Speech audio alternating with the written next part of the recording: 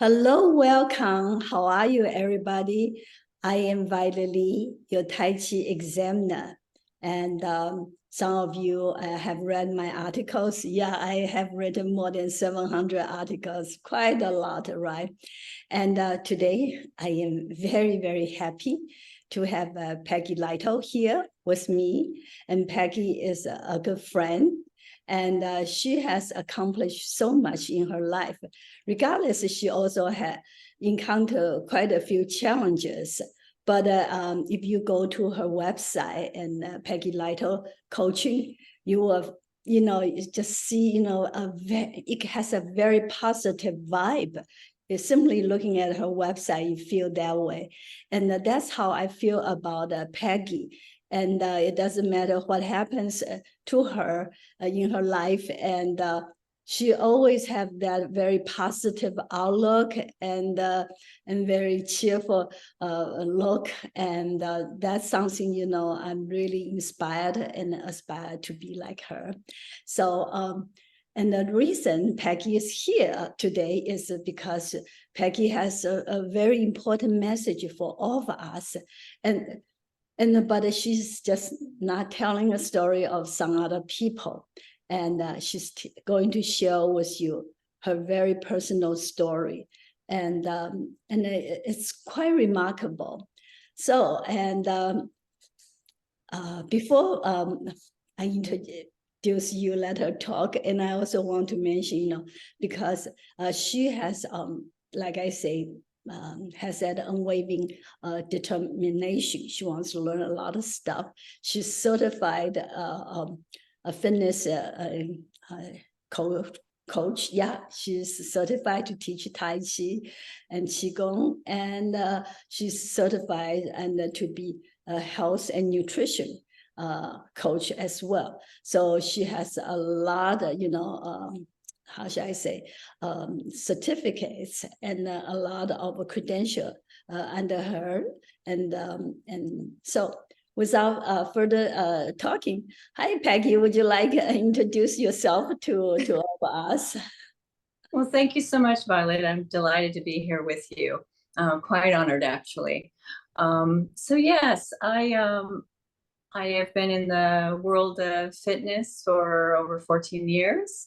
I added to that nutrition about 6 years ago through I've been into nutrition for a lot longer, but I got certified as a nutrition coach. And I've added to those certifications as this is a rather new field. And so it's really important to keep up with the current research, I believe. I'm also certified as a Amen brain specialist and as a health coach through IIN, as well as you stated, certified with you through Chen 18, and I have been previously certified through Morning Crane in Qigong, and also Lao Yido. Very good. And so you mentioned about the brain health. And can you tell us a little bit more about that? And also, how did you get into that field and why? Yes.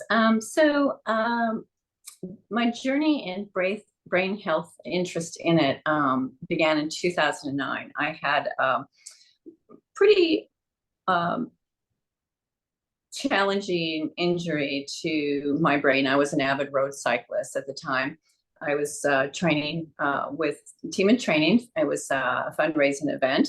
We were 2 weeks out from the event, and I was assistant coach. So I asked everybody to the participants who were with me to spread out, because if anybody was to crash, you don't want to crash into them. So I was at the very end of the riders, and I crashed. I don't know how, because I had a traumatic brain injury, moderate level. I was unconscious, and I still have amnesia from that event, which isn't uncommon when you have, significant or significant enough, I should say, traumatic brain injury. So that started this journey for me of wanting to heal my own brain because I was having a lot of difficulties post accident. And back in 2009, I didn't hear that term, even traumatic brain injury.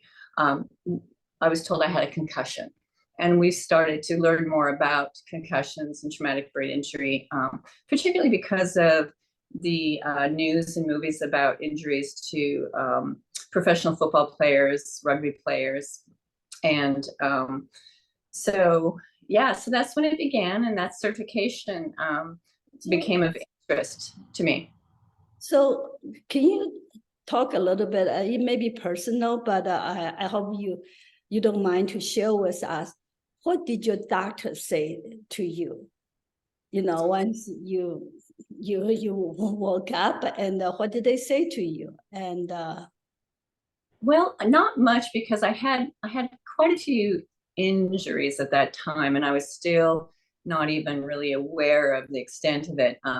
The head injury specifically, I hit here and broke the TMJ and the orbit, had skin removed here, so it was pretty traumatic. But I also broke my arm, ended up getting mesh in my abdomen, and so I had a lot of injuries that were being addressed. That was the focus at that time, for at least the first 6 months or so.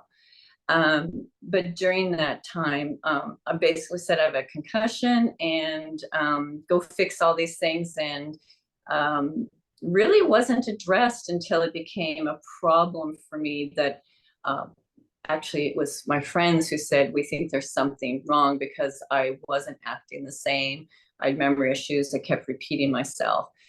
It wasn't until then that the doctor said that I need to go see a speech therapist, who then would determine if I had any long or potential long-lasting effects from this brain injury. so I don't know if I remembered it wrong or what, or maybe I heard from somewhere, and then the doctor described you as disabled. Is that true or not true? Yeah, yes, I was told because of the testing that was done, I had, so what happens is they do neurocognitive and neuropsychological testing to see how you're doing post-accident. And it tests quite a few things. We'll test what we call learning, the ability to learn again, memory, short and long term, attention, and executive function. Executive function means ability to plan, to pay attention to multiple things. So all this was tested, because the first test when you walk in is to see if you can remember 3 items, and they'll give you 3 items, and then 15 minutes later, see if you can remember. I couldn't remember any for weeks, and then I could remember 1. And the best I did on one day was to remember 2. So at that point, they decided to really, what I need to do is to learn to adapt, to find ways, tools to deal with my new life, which was not being able to remember things like I used to, not be able to plan, not be able to think of it like all of a sudden I became ADD. I suddenly became someone who had poor memory, and this was my new world. So yes, I was disabled in the sense that if I had a job that required these things, or if I went back to school, I might need to have accommodations. Not disabled in the sense that I was on it's an interesting word, disability, because there's a spectrum, and I was on that spectrum at a specific point in time. And so therefore I might need some accommodations, but I wasn't disabled to the point where I could no longer work. So there is a place in that, in there where I landed. So could you still, handling your family and all those kind of things? I know you have children at home, and what did they think about mommy? And as mommy now, if you're ADD, how did you behave, and how did they accept you, the new you?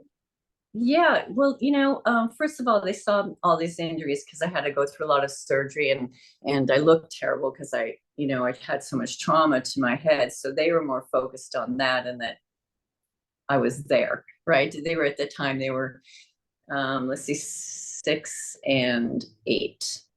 Wow. So they're pretty young, but they also saw that I couldn't do the same things that I used to. And so I think for the first year or two was just mom's there and mom needs help. And as they got older, they did start noticing things that um, I'd repeat myself or I couldn't remember things. And it did end up being problematic for them as they got older, even that they knew things were a little different. And to dive deeper into that, there's often, and this is the part that's, actually, I'll be very vulnerable here. I hid for a long time, is that there are often psychological effects that can happen with brain injury. And what's common is anger outbursts, anxiety, depression, and even for some people, suicidal thoughts that has come out in the news and articles, particularly for those in the military, who have had head injuries. So yes, these things were happening, and an interesting statistic is people who've had head injuries are 4 times more likely not to discuss those symptoms than someone who has them who hasn't had a head injury. Mm-hmm. So you were saying when you left the doctor's office, they did not really say, oh, you can take this medicine to get you better or whatever, you should do this, but they just give you some tips how you should cope with the new reality, and then makes life a little bit easy, right? But tell us the story. That was quite incredible because I heard, and there was a nurse told you should do Tai Chi, right? And then what happened? Yeah. So this was probably a little while, like a year post accident. So I was starting to get physically better, but I was going back because I was still getting some secondary surgeries and things like that. And I kept asking everyone I know, this is what I had happen. Do you know of anything that could be helpful? And this nurse said, well, there's some new research on Tai Chi. And I'd heard about Tai Chi, but I thought this, it wasn't something that was ever on my list of, oh, I must take Tai Chi. It just wasn't something I related to because I was much more of an athlete and thought that was something else. So interestingly, like a week later, literally a week later, I got a Groupon from Morning Crane in San Jose, and it said there was a Tai Chi class. And I'm like, it was 4 minutes from my house. So I showed up, and it was a group class, and I hung out in the back, and I was trying to follow, and there's just no way, because one, I had some balance issues from the head injury, and they were all going so fast and I couldn't keep up. But something clicked in me, and I said, this is what I need to do. So I asked, Chris Shelton is the owner of Morning Crane. I said, do you do privates? And he said he would. And I was like, okay. And the first lesson, I was hooked. I knew that this was important. I knew this was something that was going to be a huge challenge. And I think I challenged him just as much, because we'd have to go over the moves like so many times because I just couldn't remember it. But or even normal people cannot remember. well, I think I was 5 years of teaching, and I have taught so many people, like thousands of people in person. And I know, the first reaction from students was like, oh, I thought Tai Chi is easy. How come it's so difficult? And recently I have one of my students who is highly accomplished in life, and I have several, postgraduate degrees, and then also has a great career. And it's like, why this is so difficult? Why can I learn this? So I don't think it's just because you had a brain injury. It is difficult to begin with. But at the same time, knowing you had an injury and then you stick with and then you continue to learn, that's remarkable. So tell us then what happened after you learned Tai Chi. Yeah, so I fell in love with it. I felt like it was a blessing. It really, more than anything that else that had been presented to me. And I fell so much in love with it that I knew I wanted to continue, but I had a doctor's appointment. And if I mentioned about the neurocognitive tests, and I wanted to have them retaken because I felt I changed. And I guess I was hoping to have something to show that I progressed. So how much time in between your visit? So it was a little over a year, maybe a year and a month, something like that. Okay. So I retook the tests and got the results, and the doctor said, "What have you done?" Because if anything on the left side bar wise is on the low end, and anything on the right side is now at the high end, and I'd moved almost everything over, and the executive function came way over here. And so I looked at the scores and I was almost dumbfounded myself, even though I knew that I had progressed and made some changes. And I told him, I have started to exercise, but I'm taking Tai Chi and I'm practicing every day. And he kind of looked at me like, really? So, but yeah, those first test results completely blew me away. But I kind of already knew it inside. I was really looking for something to back up what my own personal feeling was. And that's not to say that I was back to the way I was before the accident, but I progressed. And here's the interesting thing is that I learned as getting the brain health certification, is that time doesn't heal the brain. You would think that's the case, but it's not. So we can't use time alone as the reason for that healing, because people can have a head injury and not progress 5-10 years down the road. It's what you do after the injury that makes all the difference. It's what are you doing to help your brain? So I was so excited, and I told Chris about those results. And I said, I want to become a teacher because this is going to help other people. And that's what led me down the path of wanting to become a teacher, because of how much it helped me. Yeah. Excellent. That's great. Yeah, well, there are many scientific studies have done and then show meditation and can rewire our brain. And then so Tai Chi Chuan is meditation in motion, and it has a great health benefit, not just good for our heart, our lung, our bones, our ligaments, but it also great for the brain. So I am so glad that you, Peggy, you found Tai Chi by accident, and then you now trying to help other people and through Tai Chi. This is great, and thank you very, very much. Yeah. So now you are, how should I say, you're well, and then you find out what other health benefit Tai Chi is offering to you. Do you feel anything else differently? Absolutely. I alluded to the psychological piece of it, and it definitely, the combination of the Qigong and the Tai Chi, it has several benefits, and like you just stated, there's research to back it up. So one of the very probably not even really addressed is the breath. And I learned to breathe in and out through my nose. I was a mouth breather. And this is significant. There's a lot of data on this now, how this helps bring us in from into rest and digest and out of, our high stress way that many of us exist in this world. And that helped me in a lot of procedures, medical procedures that I had, because I can't take any pain medicine.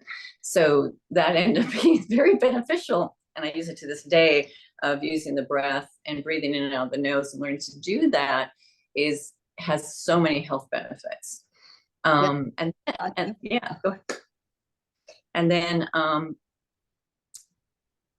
and the other thing is, once you have a brain injury, a concussion, you're more prone to a secondary concussion. This is particularly true in our elders, is that a lot of elders end up with brain injuries from falls. So if you think of that combination, how important Tai Chi is for balance, and I work with a lot of elders, my oldest being 89 years of age, and staying upright and not falling is particularly important, but it's particularly important with our brain, because many times there are brain injuries when we fall. And that, so the other thing that Tai Chi brings into this is balance. And I can't stress this enough, is don't wait till you're starting to feel like you could fall. Start very early. Keep doing it. Keep moving. Keep moving your joints. And don't think, I've had people say this to me, isn't Tai Chi what old people do in the park? And I'm like, and so I said, have you ever watched them? Have you looked at their posture? Have you looked at their balance? Whatever age they are, start early and keep at it, because learning novel things also helps our brain. And that means going from maybe learning Chen 18 and then learning old frame and then learning sword, as I am with you, Violet. Learning new things is so important for the health of our brain and our body. Oh, definitely. And yes, I have heard a lot of these comments in one time, and I actually was a very good friend, and he was saying, yes, I know Tai Chi Chuan is great for health, and but while I'm still can move around, like I can do all the other, I'm going to wait and wait until later. And but later on, unfortunately, and he can a few years later, and then like you say, you don't wait too long, because sometimes it's difficult to learn Tai Chi Chuan even for young people, and not to mention for older people, and it's even harder. But at the same time, we can always improve that.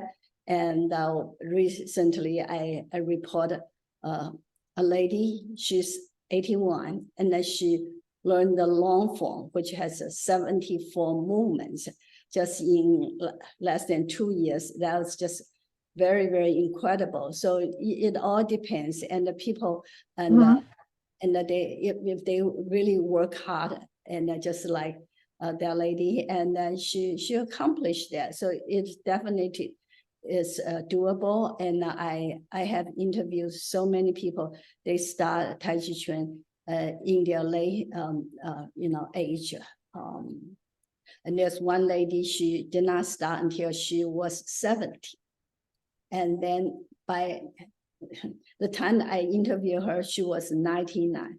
And she could do so much, and she could do the long form as well. And yeah, the one I just mentioned, say the 81-year-old, and she did not learn Tai Chi until she was 77, 78 that time. So yes, and start early, and then it will be better. But it's always never too late to learn it. This is great. And so thank you so much, Peggy. And then now you not only you're sharing the Tai Chi Chuan with people to help them to be healthy, and then you also focus on the brain science. And I think That's wonderful. And do you want to share more wisdom with us? And especially about the brand? Yes. So exercise or movement, I think sometimes we get caught up in the word exercise and think about the gym. And I actually like the word movement is probably the number one thing we can do for our brain. And the important thing about that is being consistent, which goes in line with what you tell us, Violet, which is to make sure we practice. So daily practice is actually a very good thing, not just to learn Tai Chi Chuan, but to help our bodies and our brains. That is blood flow to the brain is key. And another way to look at that is whatever is good for our heart is good for our brain. Yeah, so yeah. that's a great point. Yeah. And keep learning, whether it's another form or a musical instrument or a language, the more, the better. Whatever you can incorporate into your life. I know many of us are very busy, but adding this in, I like to say, choose your hard. It's hard to find time to practice whatever it is that we're learning, but it's also hard to deal with illness and go to doctors and try to figure out how to fix something. So I like to say, choose your hard, because it will be one way or another. Yeah, one thing I was just heard people say yesterday, pay now or pay later. Same thing. Pay now, and it actually by investing your time, it's like you pay now, and you don't have to pay later when you to be sick and right.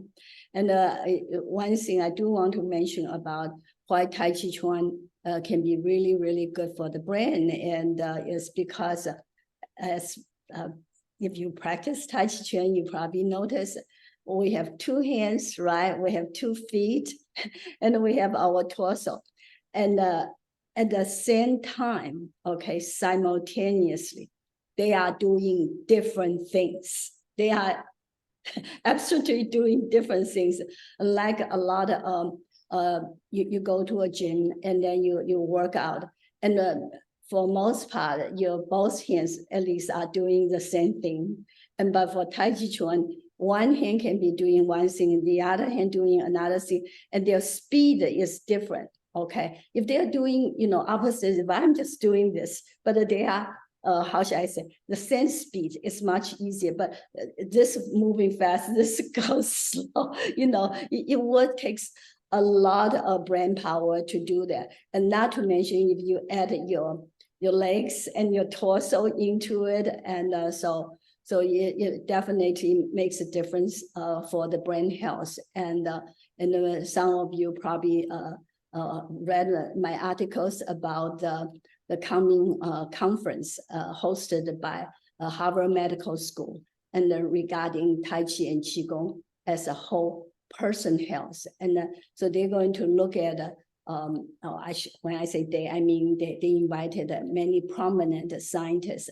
They're going to look at the scientific study and see how Tai Chi Chuan practice can help, like Peggy said, balance, and then for your heart and so forth, and also for your brain.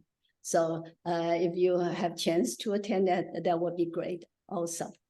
Well, today I'm really, really happy, and Peggy, and she's very busy and helping other people, and as a life coach, but she made time and to come to talk to us and share her very personal experience with us. And thank you so much, Peggy, for coming.